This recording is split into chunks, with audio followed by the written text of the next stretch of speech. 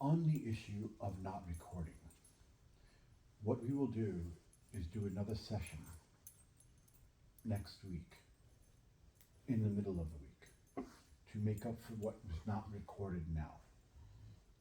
So this way we can go over the information again. It will not be expressed in the exact same way, but we will get the essence of what was missed. So he can then take the Wednesday meeting and make it first, and then this meeting and make it the second part, so that it will move fluidly. And a mental note to check each other to make sure the recorder is on before the sessions begin, so that we do not have that mistake again. Mm-hmm. So, okay. It is our intent in the second part to actually start going into some details and grab that crayon we talked about and start connecting dots. But first we want to address the question that you have, and then understand the rest of the session is going to be, in the beginning, giving a piece of the pie to you by connecting the dots, which will lead obviously to more questions, which will be addressed in the next one, and so on and so forth, until we get done explaining the whole pie. Does that make sense? Yes. Okay, so let us address the question at hand. From what we just said, that was not recorded, what is your question? Oh, it was a connection. So you talked about the friend who repeats the same issues and gets caught up in the drama, and at what point you say, okay, fall on your face, I'll be here whenever you hit the pavement hard enough. Correct. And that's basically paralleling, mirroring, reflecting the fact that this may be the 8th time we destroy the planet. Correct. So my question is, as the friend listening to the drama, why do you keep coming back? Because we know the truth of you. And no matter what you do, what was created will never be marred, never be changed, and never be taken. This is all an illusion. Even if you destroy this planet for the 8th time, it's still an illusion. Now we do a change of comparisons so you can understand when we said we are going to address that what you are doing here on your level is important. And we said, what about your dreams? What about your purpose? What about why you came into that vehicle? Are these not important?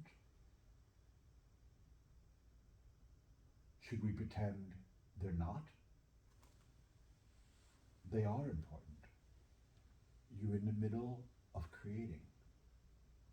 And so we address them in that way. And so we are going to play the role and switch perspectives. You be us and we'll be you. And so you see us making those choices. And you understand the larger picture. As we gave the example of the friend who constantly creates the drama but makes no choice to change that which is. And so when do you then activate love into a different form? I love you enough to let you do what you're doing and still stand by you, still be present. Mm-hmm. We're not going anywhere.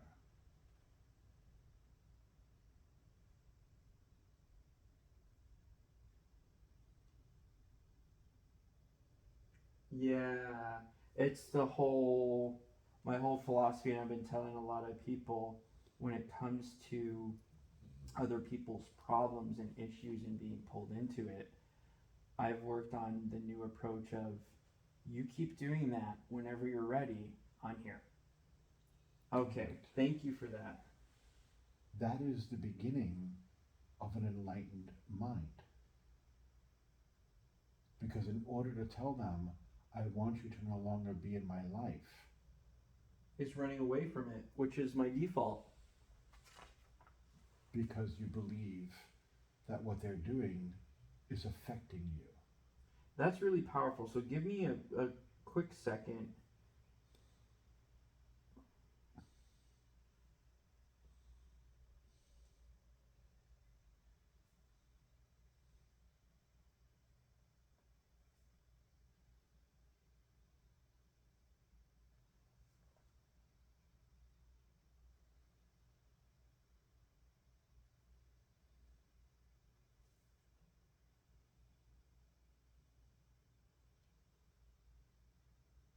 Very nice. Thank you. And in this, as a further explanation to truly understand why the change of the tone and demeanor, and we say it as decision from our group, because not everyone is in an agreement with what we are doing. Does that surprise you? Not everyone in the group. Not everyone is in agreement with what our group is doing. Mm-hmm. Does that surprise you? No. Because it's not, you're not, like you've said before, you're not supposed to acknowledge the scary monster or the potholes or whatever. You cover it with love and light, because spirit is love and light, and everything has to be nice and positive. You have to walk away feeling really good. And be held to such a standard to seem angelic just to be able to speak with you. Mm-hmm. Because if we give any indication of anything else but, you run into fear. Mm-hmm. Mm-hmm. You run into fear. Now, when we said not everyone agrees with what our group is doing, we meant that from those who are in energy form alone, not here. Really? Yes. Oh. Not everyone agrees with the approach we are taking. Do you want to go into that, or you want to save it for later? Because this is going in so many cool directions. We say it as a demonstration that the flow doesn't have to agree with each other. It still doesn't stop the flow. It's not how they choose to express it. It's not how they choose to give the lessons. It's not how they choose to demonstrate. That does not make us wrong and them wrong. Mm-hmm. It gives us a different approach.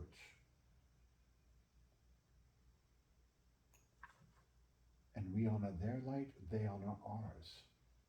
Proceed.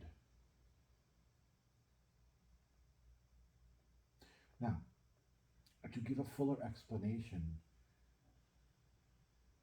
it's an often misperception of what love is.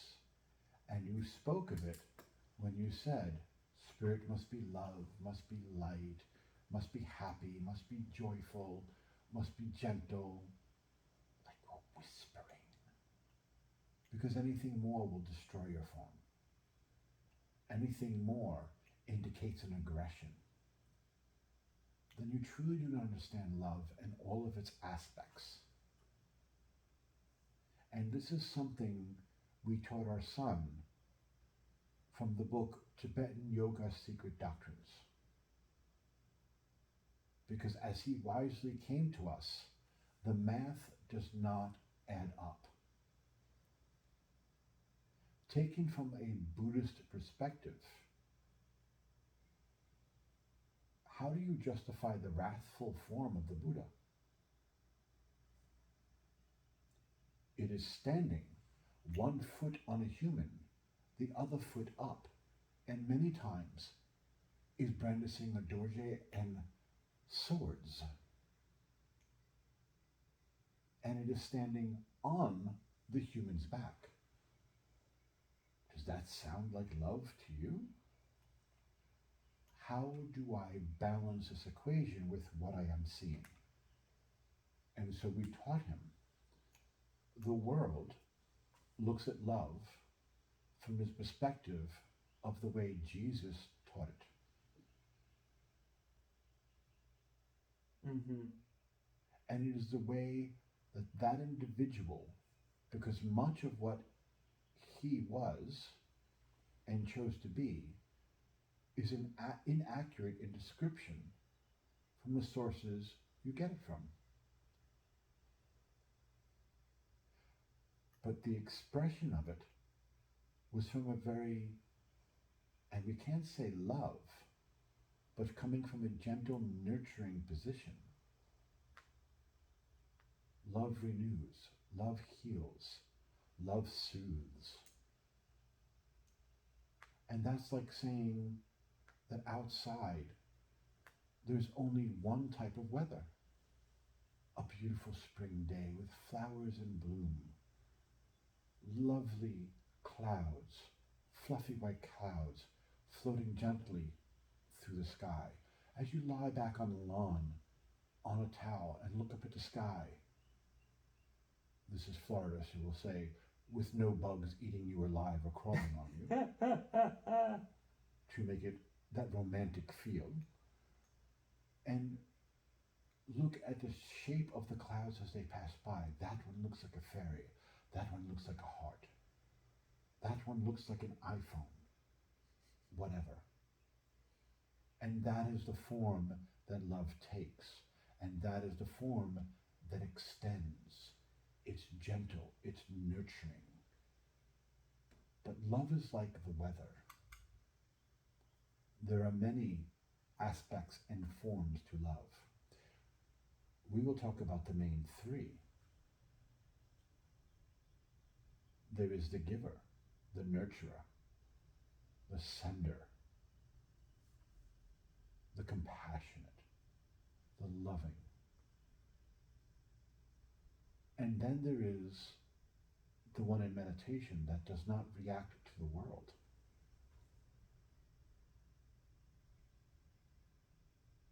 I see the truth. I see you don't.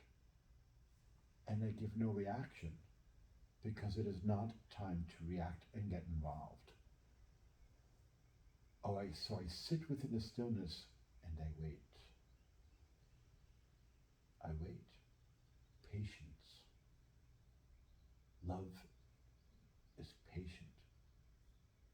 Not always is it time to act. Karma has not ripened. To bring the truth to this point would retard the process unfolding. And so I sit within the stillness and I wait. It is not time to extend.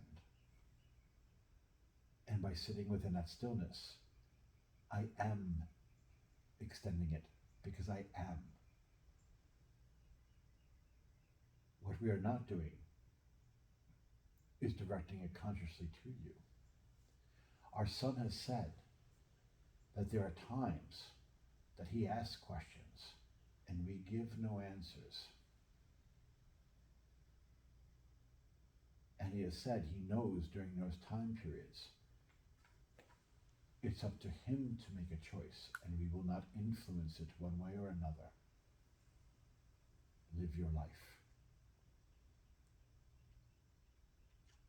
Because the choice is of utmost importance. It is not our place to influence or give advice. It is your path. Choose wisely.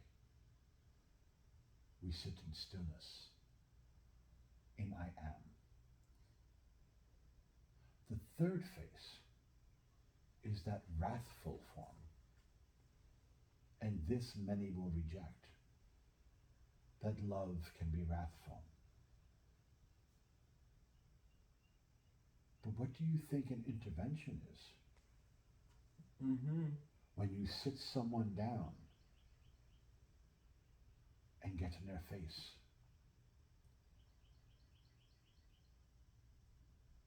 In Buddhism, there is a tradition that when someone steps up after years of training in the meditation,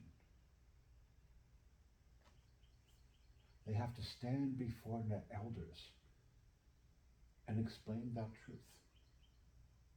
Not only explain that truth, but defend that truth.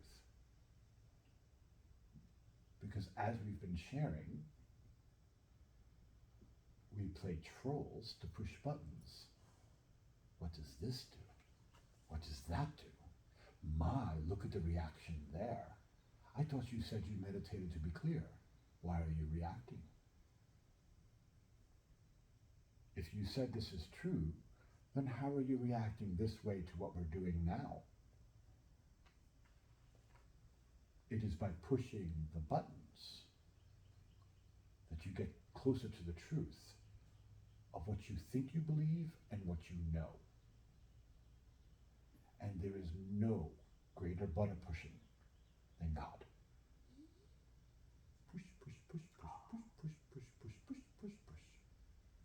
There was a red cardinal that hung out right here to say hello.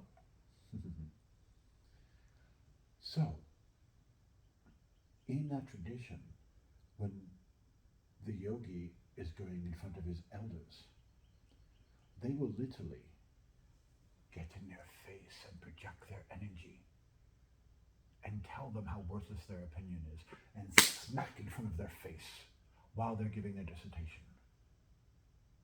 and tell them what a fool they are. That is what you learned from the top of the mountain? You could have learned that in a trinket shop down in the valley. They confront. Because the reactions is what is most important. If you truly found the truth, then there's no buttons to push. Is that not love? Mm-hmm. Understanding the image of the wrathful deity standing on the back of a human. They're not standing on the back of the human. They're not brandishing a sword in a doge with flames and fangs and wrathful eyes to degrade the human. They're degrading the ego.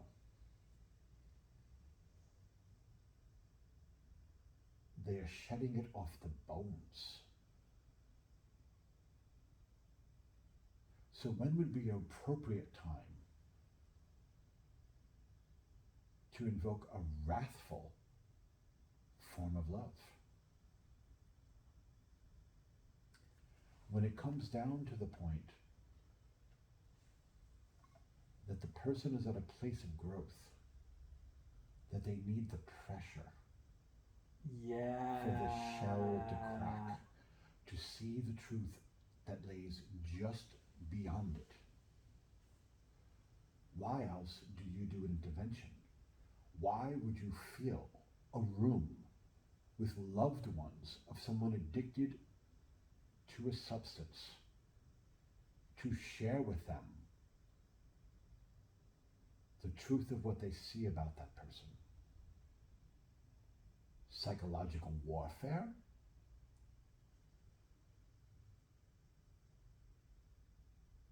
Or because you're going to crack that ego? You are not going to escape this room. You are not going to escape my attention, and we are going to get to the truth.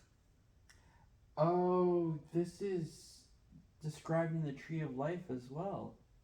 Correct. The Gevura, the wrath, it balances the mercy. Correct. Yeah. Not always is it the appropriate response to give mercy, which contradicts what everyone thinks they know about love. Do you want to see the wrathful in action? Watch a mother who loves its child. When the child gets involved with something it shouldn't, and the mother is waiting at home for the child to come home, sitting at the kitchen table, and the door opens, and the child comes in. And it's like a march to their death sentence. Come here and sit down. We need to talk, said the spider to the fly. Everyone has had an experience of something like that, whether it was their mother or someone playing that role. Was that evil? Does it truly break down to only good and evil? Or is love more complex than we let on? Which is the truth? Love has many expressions. It can go from wrathful, saying its truth, into meditative, and I will be patient and sit within the stillness and wait. It's funny because consciousness, to really appreciate the ethics of mercy and wrath, you have to appreciate consciousness. It's in between the two. And that is the center of healing right there. It's the consciousness that is directing the energy and the intention of it. And in this world, there is nothing more wrathful than a mother or father that is confronting their children regardless of anything. And we are going to get to the truth, and we are going to talk about this, and we're going to expose the choices of your consequences. They are vicious spiritual warriors, but what they are striking down and what they are hitting is that which blocks the consciousness from seeing what is just outside of it. And what they are hitting is the ego.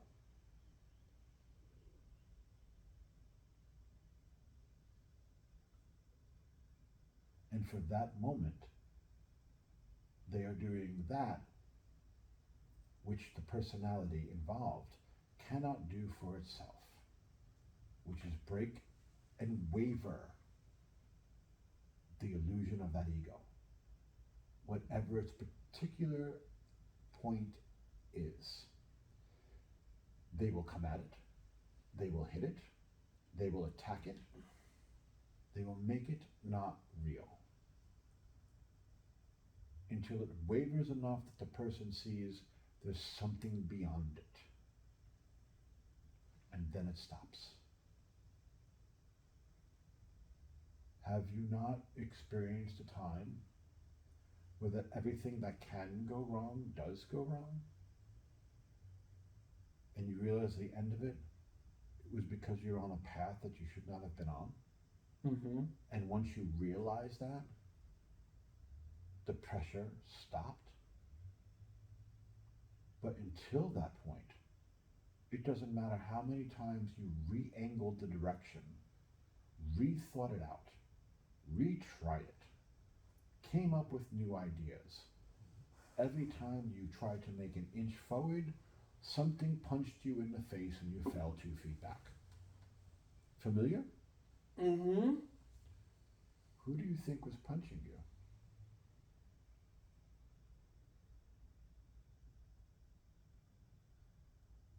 That was the rest of your consciousness.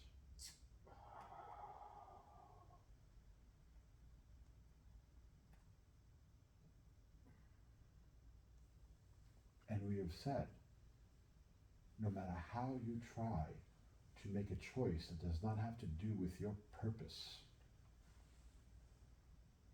you're going to fall flat on your face. You are not here for the physicality that is before you. Not everything that you dream should be acted upon. And not everything you want will fulfill that purpose of why you came. So not everything you want, you're going to receive. Because it has nothing to do with your purpose. And often, people get the two confused. And they fight themselves. And then they look at the higher self or God, the universe, life, as the enemy. It is no more than a conflict within the consciousness. One that must come into an alignment. And when it does, and the pressure stops, not once does someone say, oh, I really wish that would have come through. I would have wanted that better than this. Not once. It's always let go of, oh, why didn't I see that sooner? True, or do we put words in your mouth? No, it's very true.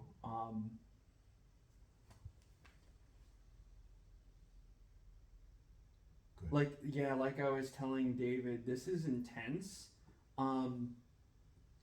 But I don't feel bad or any. It's not that I feel bad or anything. It's just, it's exciting. It's very exciting. Everything we were talking about today, and wait till you guys hear the first part. Very, very exciting. It's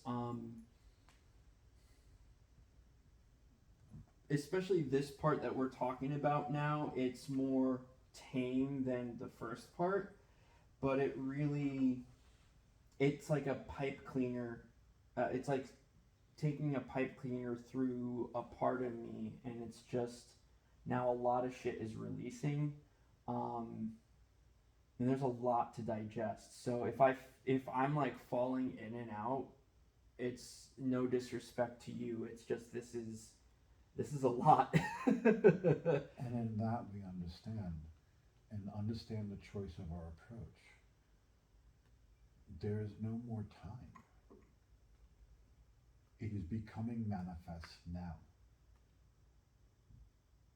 It was happening yesterday, it's happening now, and it will continue to happen tomorrow. Because the present moment and its energy within it has a momentum, one that all of you put into play. The dam is about to burst, and we choose not to use your technique to come back after it has flooded your homes and fields and say, well, let's discuss how we could have solved that. What do we do now? We choose to discuss, you're in the middle of its pathway. Whether tomorrow, the next day, or the next day after that, it's coming. Because you set it in motion. And that is treating you like an adult, responsible for your creations, treating you like you're not sponge cake that will dissolve in the rain. We will not start the sad song that someone left their cake out in the rain. You are capable. You are ready for this. And we will lay that out before you. Now, his energy begins to waver, so we want to give the first part so that at this point we have something to discuss for the next time with a new set of questions. With what we just said, did that answer your concern? It answered, yes, it did. But there's more that came up. Hold that for another meeting. And I agree. It's going to be endless. Exactly. Maybe we should get to a point. So, let us begin by grabbing the brightest crayon and start connecting the dots. What is it that there's no more time for? What is it that is occurring? What is it that we say you may destroy your planet for the 8th time? The environment that you live in is much more connected where one part of it requires the other in harmony in order to work. For example, the history of the Sahara Desert. Was it always a desert, or was it once fertile lands? I don't know. In history, it was once fertile lands. But the community had overgrazed it. And so began the process of the desert. Because of the heat that is there naturally, when they broke down that bond, there was a point that no matter what, you couldn't pour enough water on it to keep the moisture. And so at that point, dirt turned to sand, because when you remove all the moisture, that is what you get. It turns to sand. And amplified heat, because that's what sand does, which then affected the land around it, and it spread. And it spread some more, and it spread some more, and it spread some more.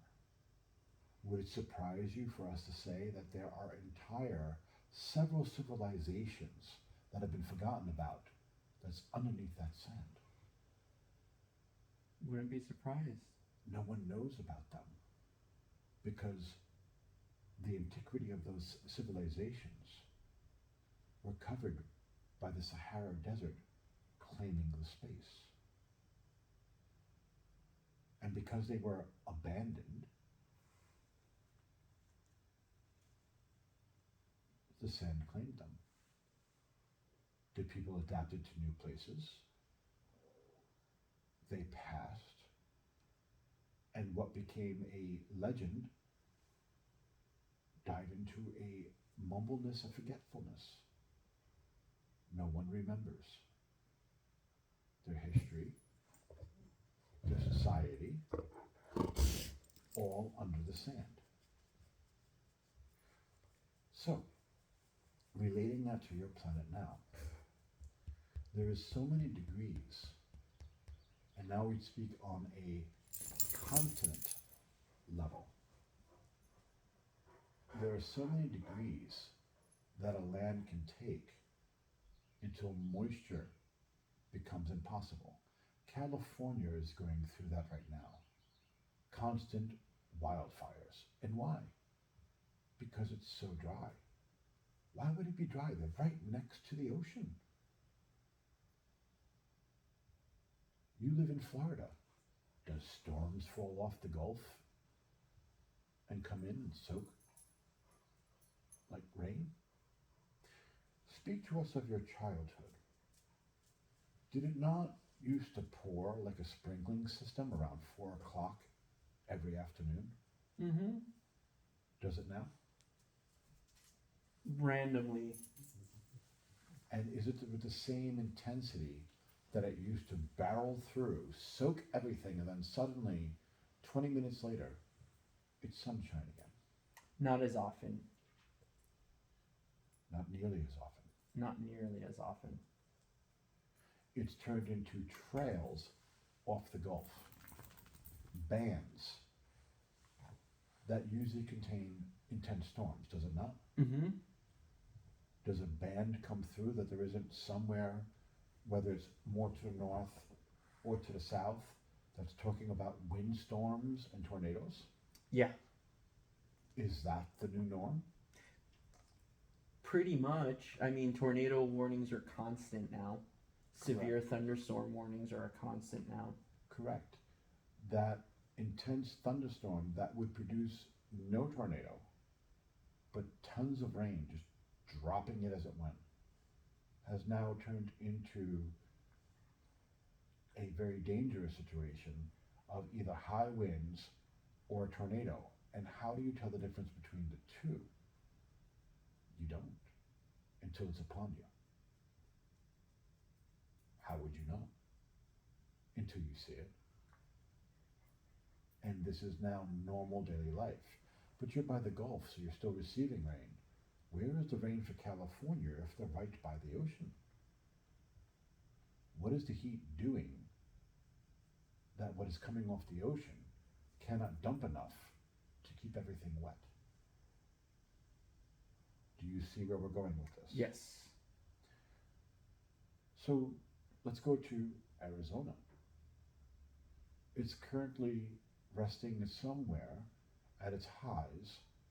We were going to say about 113, but we did realize from pulling it from information from the channel's brain, it actually was up to 117, 120.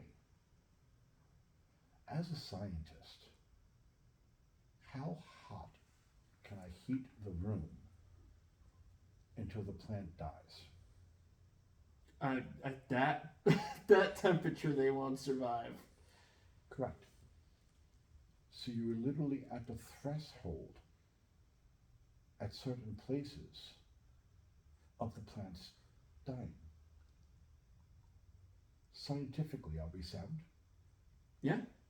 Okay. So a desert is created and spreads.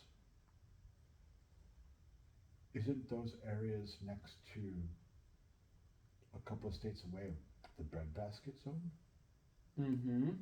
Where Yep. you get your wheat, Mm-hmm. where there's cows, and let's be clear, where there is land that still has not fully healed from the last time you overgrazed it, which created the dust bowl.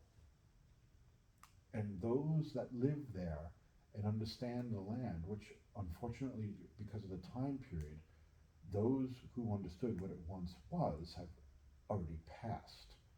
So those who are there now understand what was passed to them of the legend of what was there. The land still has not fully healed from when you overgrazed it.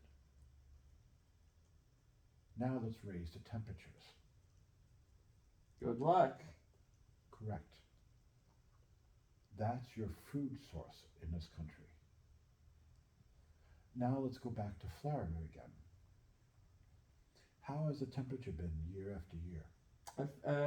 I feel like I'm being radiated. A good point. A very good point. What is going on with your atmosphere that when you go into the sun, you begin to feel sick?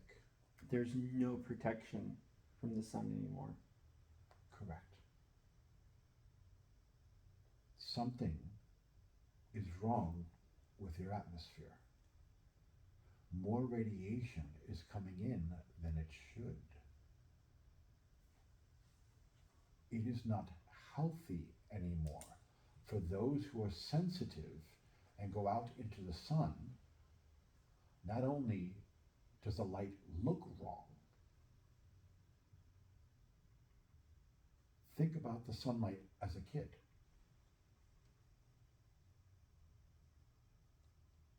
And then as the adult that sits before us, do the memories match? Not at all. I mean, I could play outdoors in the middle.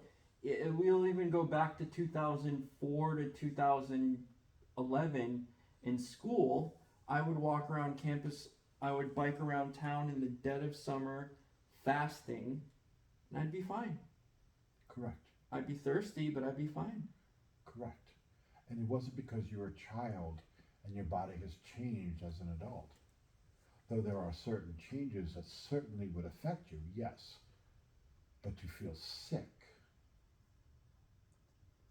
when you go out into the sun, is there an alarm in the back of your head screaming, get out of the sun? Yeah. How many of you have this going off and do not listen to it? Your bodies have intuitive knowledge on what is not safe. But let me tell you, that tan I build, it's a lot faster. It will look wonderful with the shades of mulatto blemishes from the cancer. Mm-hmm. It will go nicely. So there is something wrong with your environment. All of you have been told that the ozone was healed from the holes that was created because you discovered you were releasing chemicals that was eating your ozone. And then they announced, it's healed. It didn't get any better. Is that the same color sky as when you were a kid? Is that the same color of sunlight as you were a kid? Either the sun structure has changed, or the shielding of what level was come through has changed. But the sunlight itself, the lighting of it, has changed. And your answers to this goes into when you go outside and the alarm goes off, hit the deck, get out of the sun. And your body is reacting that way because of the energy coming through.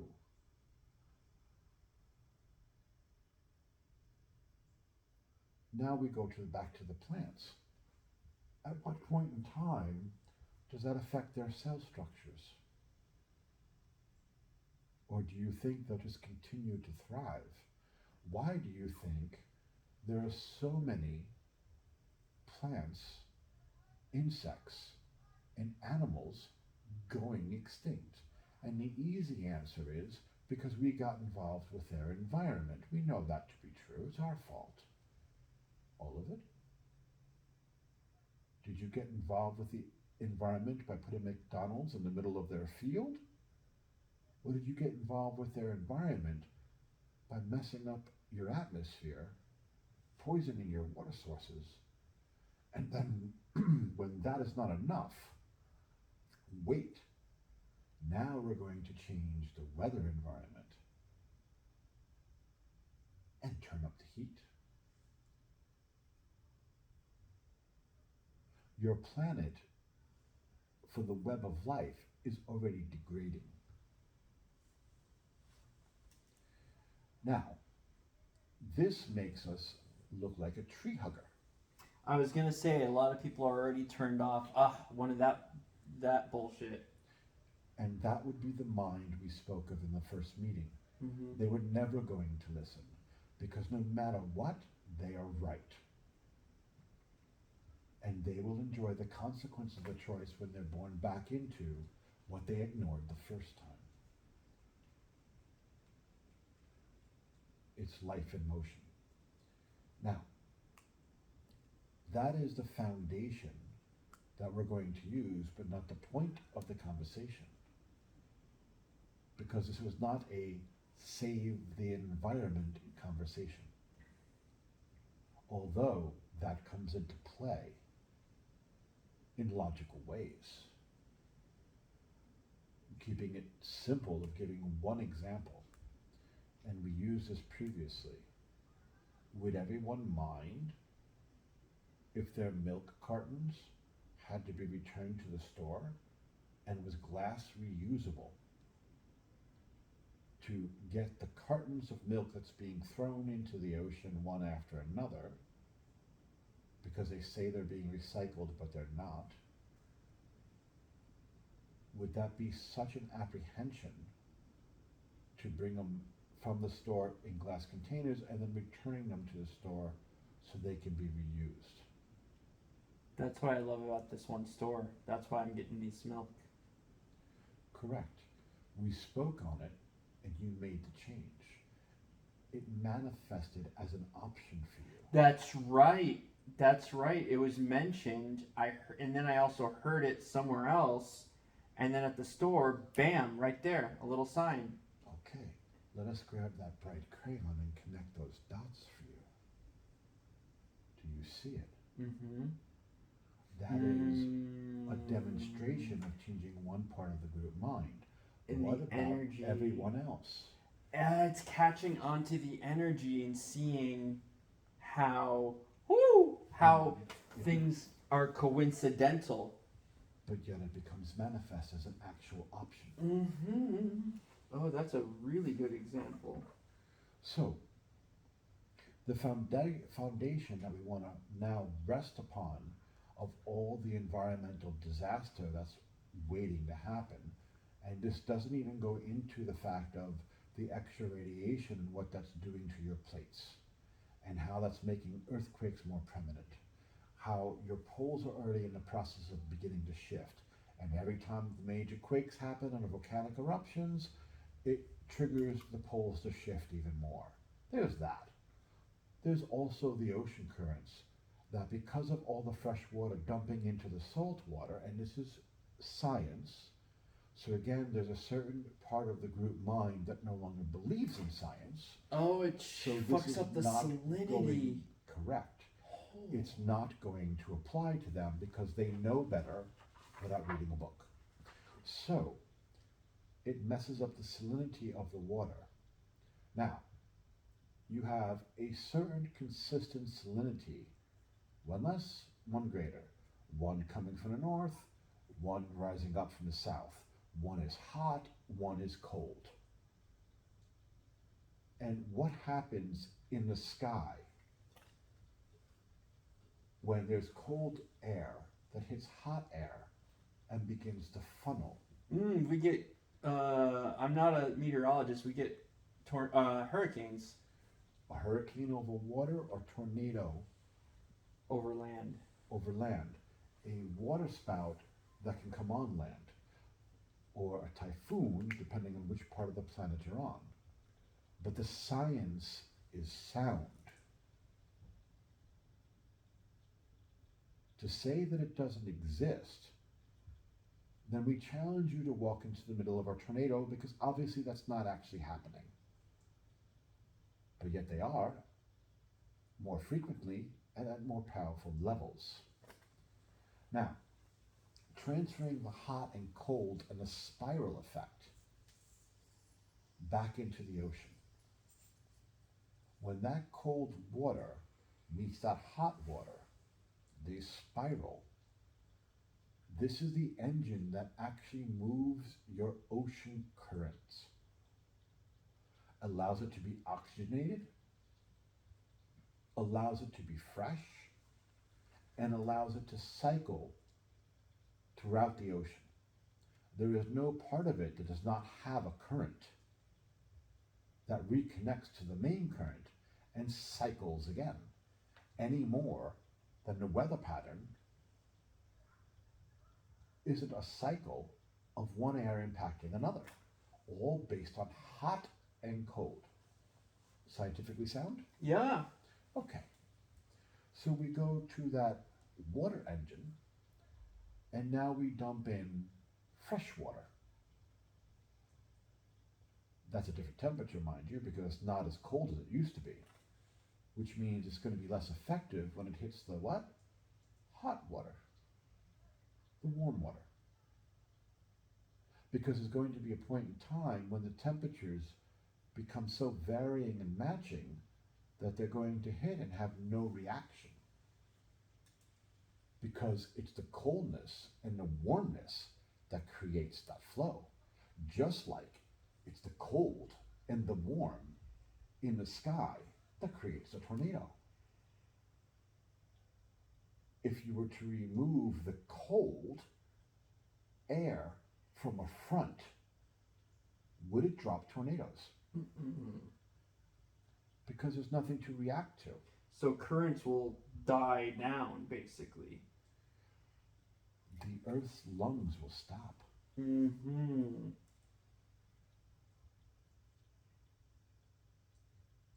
And putting it in simple terms for you, you have an aquarium. What would happen if we turn off the airflow to it? Fish stop breathing and they poof. Why? It's still water. It's They not still oxygen. have flakes.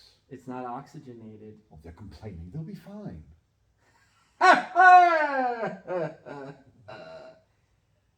So what happens to your ocean when it's no longer oxygenated? All you can eat seafood. Dead seafood. But the seafood is not the problem. It's the algae that's going to get fucked up, and then that's a huge source of our oxygen. Actually, it's the algae that's going to grow. That releases what again? Oxygen. No. That's CO2. algae releases CO2? Check the facts. Okay. It doesn't release oxygen. It's the plankton. Plankton releases the oxygen. Why are fish dying in your lakes? Because there's not enough plankton? No, lakes. Oh, lakes. I don't know. Because there's not enough oxygen. Because what is the algae releasing? CO2. And starving the fish to death of oxygen. Now, so we have a combined issue. We're killing off the plankton, which is a main source of Earth lungs. We're increasing a life force that will release CO2. And we're killing off the plants who can absorb it.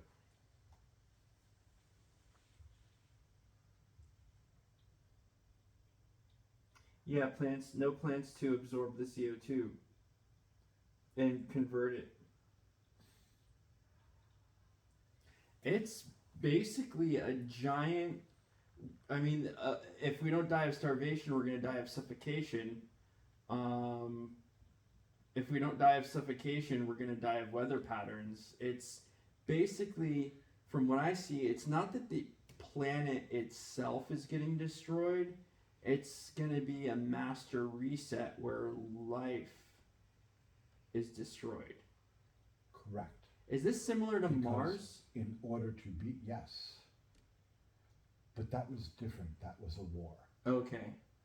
And interesting. Addressing that, there was life there.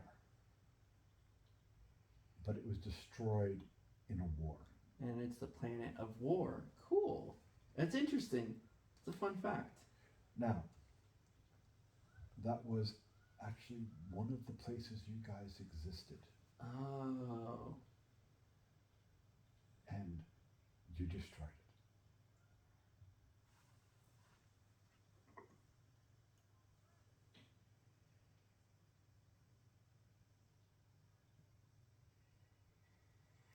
So what happens to the Earth when its main environment turns from an oxygenated environment to a CO2 environment? It's super acidic and basically just either brand new bacteria and a new form of life comes out because it's so acidic, or just everything's completely wiped.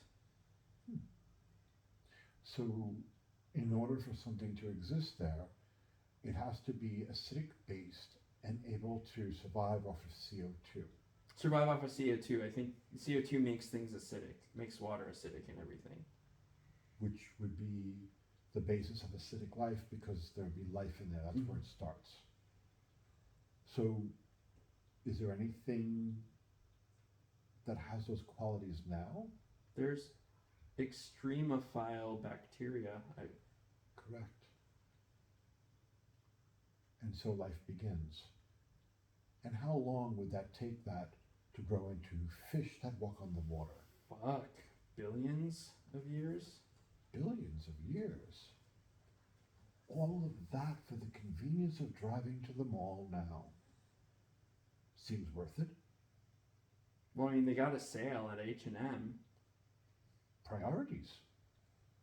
Convenience. Now, we've outlined the environmental factors, but that's not the point. The point is what is to come from those environmental factors. Because it's not something where it's, oh, look, it doesn't. How did that happen? I just watered the lawn this morning. It's not like that. The Sahara did not appear overnight. And it was an area of overgrazing. An area. And look at what it has become. Now, the foundation of that is that as those issues escalate, now we get into your society. Now we understand what's going to transpire within your society from those changes.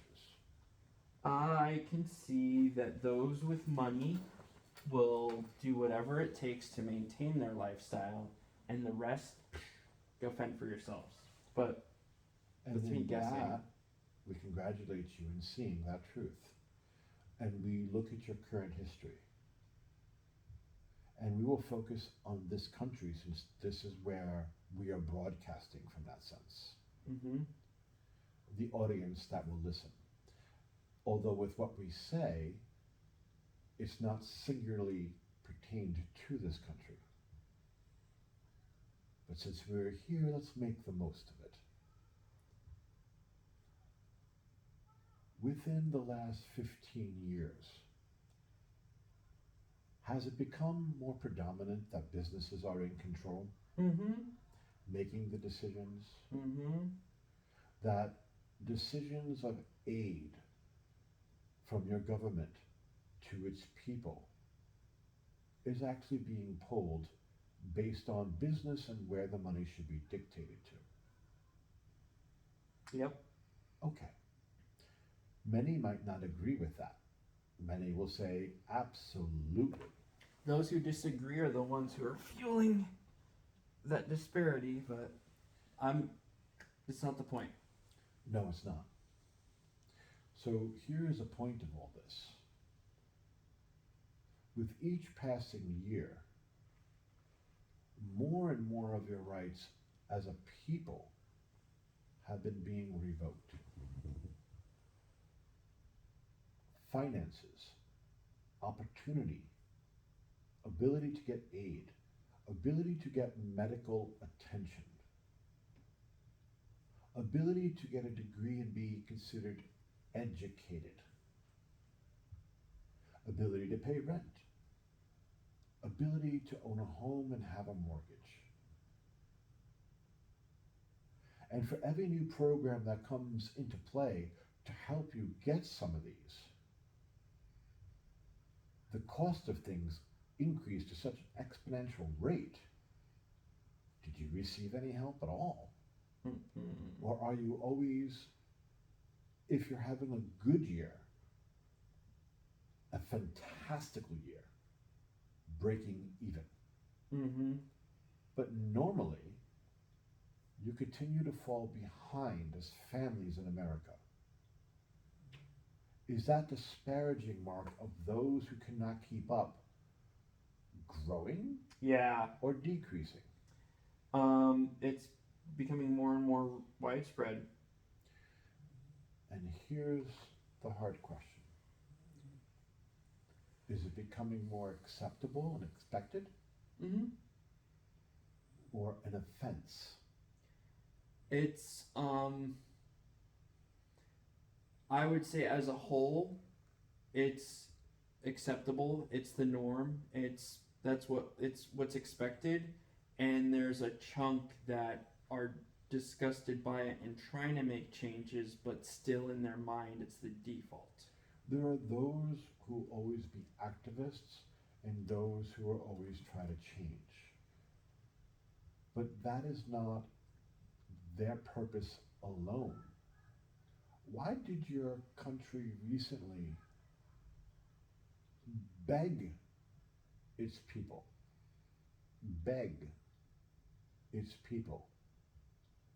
to pay attention to certain meetings within the government? And this is before your supposed insurrection. But they begged the American people to pay attention and watch what was transpiring before them and the corruption that was entailed. And yet people watched football. People learned of the event through tidbits from the news, tidbits from YouTube. Do you know anyone that sat there and read the brief? I did that with a couple of things, and it's You funny. brought it back to you? No, I'm gonna mention this. I want to mention this. I've read stuff like the Green Deal, the Mueller report, the amendments and everything. And it's funny because when I speak of it to others, and in that way, it discouraged me from even bothering to keep up from politics, if that makes sense. It's reading what's written in law and what's going on, and people. But here's my view. And I'm like, you got to read the facts. So. And have they? No. Because that was our point. Did they watch? Or did they digest the information from tidbits presented? And talking points. And it's funny because I've reverted to not following things because feeling so defeated and screaming at the sky. And I've even said it multiple times. There's plenty of other people to worry about politics right now. But they're not really worried about it. That is the point. That is the point we're making. Because they're not really involved. They're involved in the flare-up of the emotional drama from politics. Let me arm myself with 15 talking points and we're ready to go. Where's Facebook? I want to post now. And let me repeat the same talking point over and over again because I know it's right without even reading the brief or watching it. You guys are reading my mind.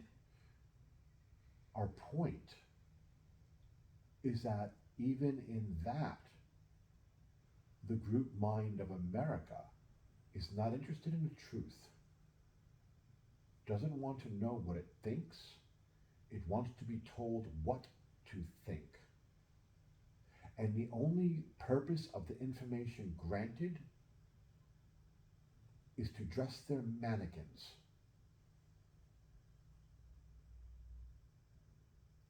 And so we will say, according, not our words, your words, from your own Constitution of the United States, your country is failing because you have failed your country. Because you are no longer responsible Americans. You are not interested in the country's direction. You are interested in complaining about the country's direction. But only if it addresses the main concern you have. Dressing up your mannequin. Do I look smart? Do I look political? Do I look like I'm active? Do I feel self-important from what I said? Without actually in mass, not individuals. There are those of you out there that know what I'm saying and have done what you needed to. But in mass,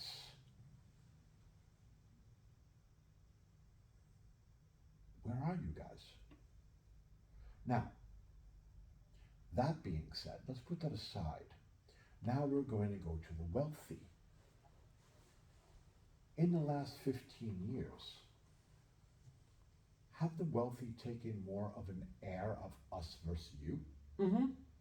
Have more gates appeared in the wealthiest community that if you even drive through it, police will stop you and ask you what you're doing there? Mm-hmm. Have they gotten more involved with their opinions on the way the world should turn in politics, in societal factors, in spiritual matters? Because you obviously need to be led. Understand the theme behind it.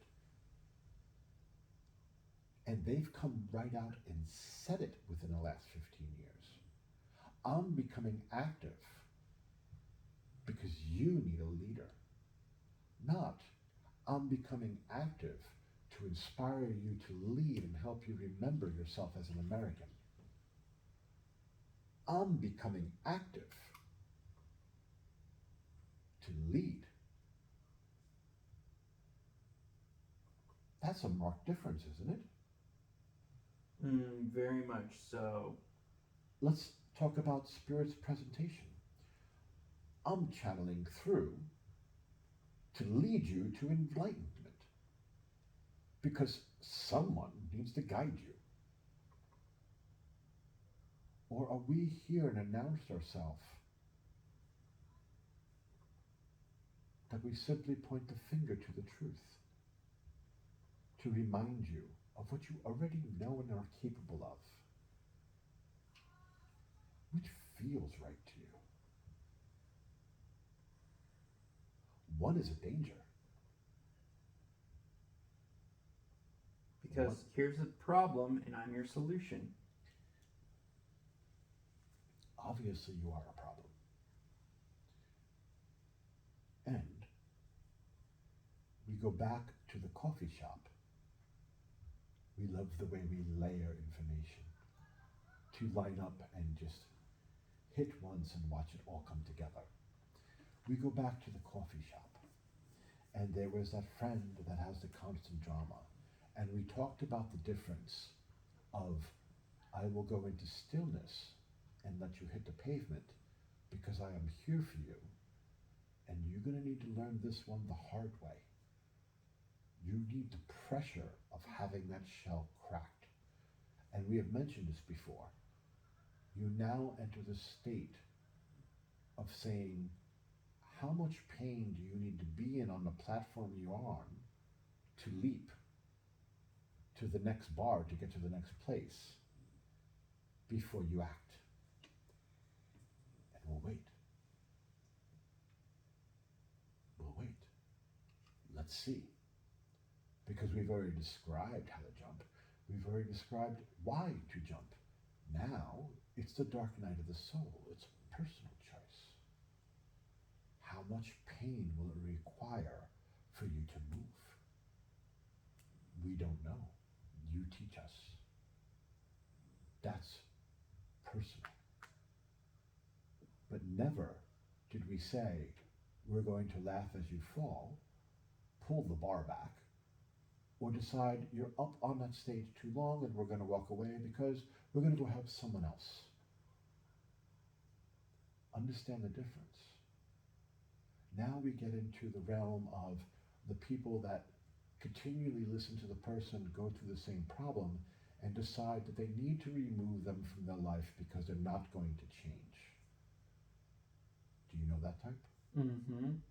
I've dabbled in there many a times. I don't want to be around your garbage. And there comes that point in time, it's garbage because you've taken it personally and it's not even yours. And you're questioning whether they're sane, but they constantly bring it around. Yes, they do. But there's the interaction and reaction to the energy that causes it you pain. If it's causing you pain, you might want to look within to see what button it's pushing. So we relate this back to the problem we were just outlining. One says, I'll be there. The other one says, it's too much of a problem. I'm going to let go. You with us so far? Yes. So now we go into the merry old future. You have environmental factors that's now affecting your society, which will require money to resolve. Money that comes from? Well, recently America has two choices. It prints it, or it gets it from war. It's certainly not producing it. And what it is producing is not going into the people's pockets, it's going into the rich's pockets, which then recycle back down into what you call trickle-down economics, and you wonder why the land is dry. We're only getting trickles instead of a rainfall. Because it's not being shared. There's no longer an interest in sharing it. It brings up a very interesting expression of new money. During the time of opulence for America, there was a lot of new millionaires new billionaires, but a lot more millionaires, new money. Whether it came from artistry, investing, the middle class had started rising to the upper class. And you know what happened? They left a gap. Old money became resentful. They became very resentful. Because here we are, enjoying our fine shark steaks, apologies, with a fine glass of wine, talking about things we should talk about as the wealthy, dressed appropriately for the way we should be dressed, with a family history that's tried and true. And in comes the table next to us, inappropriately dressed, too much makeup, too much with their hair, and their language. Savages.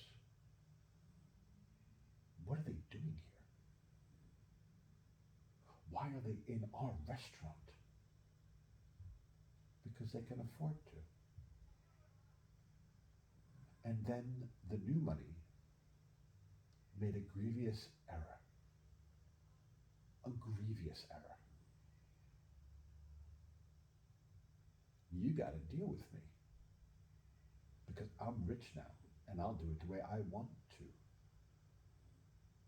No honor of tradition, no honor of culture, no honor of history, no civilized behaviors. And we have rich pigs at our trough. Unacceptable. Unacceptable. And isn't it interesting? The finances of America instantly changed. And the middle class was hit hard. Was it not? The middle class fell into the lower class. In fact, one of your presidents announced that it was part of his agenda to collapse those two because we don't need a middle class. And he did so. He did so. Which is interesting to note that all of you voted him back in. You voted him back in to do it again.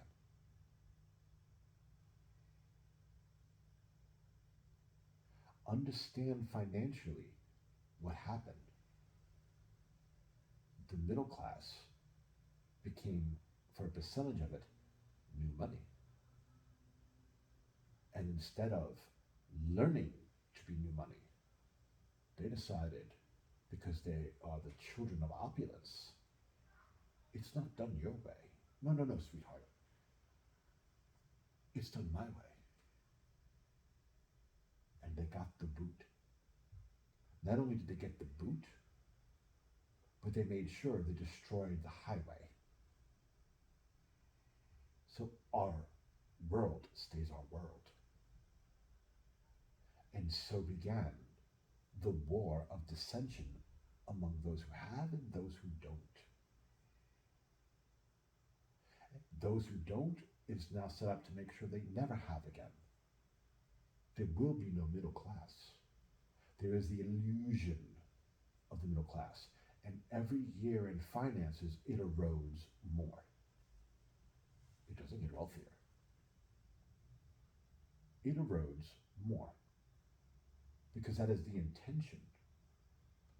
To make sure you never arrive in our neighborhood again.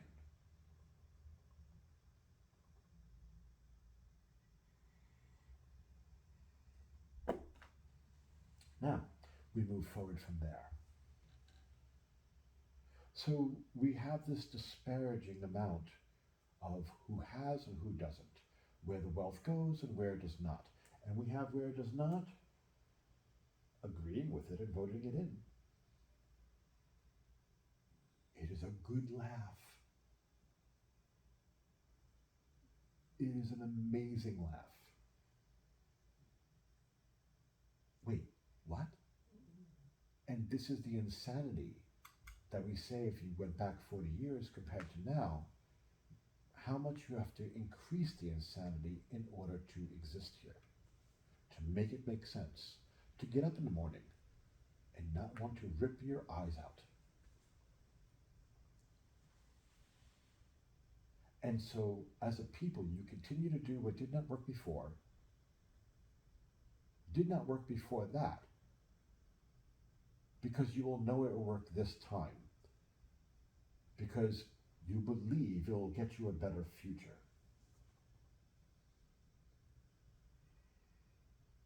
And then purposefully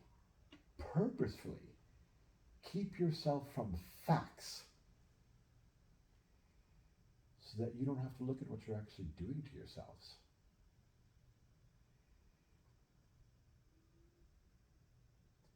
Do you not like the image? Is that offensive? Well, it's your face in the mirror. We are simply describing what we see. And so we move forward. The environmental concerns become more. They affect your food sources. It becomes an issue of producing enough food to provide for your own country. And it's not an issue of buying it from someplace else because they're also going through their issues. That's going to cost you.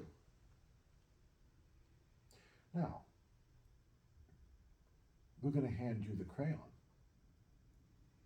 And you're going to connect the dots. If that situation was to occur,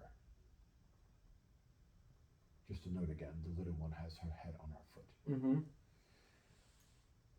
If that was to occur again,